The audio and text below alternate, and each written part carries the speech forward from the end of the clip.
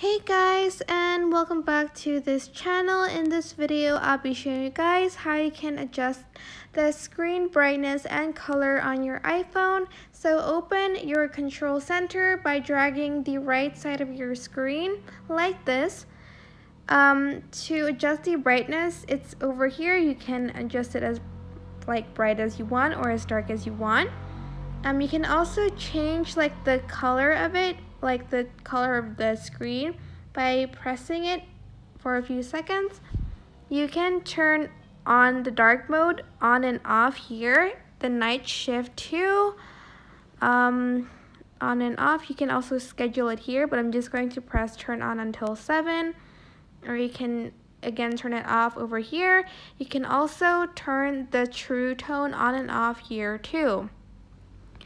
And that is basically it. I hope this tutorial was helpful for you guys. Don't forget to like, comment, share, and also subscribe to this channel if you haven't done that.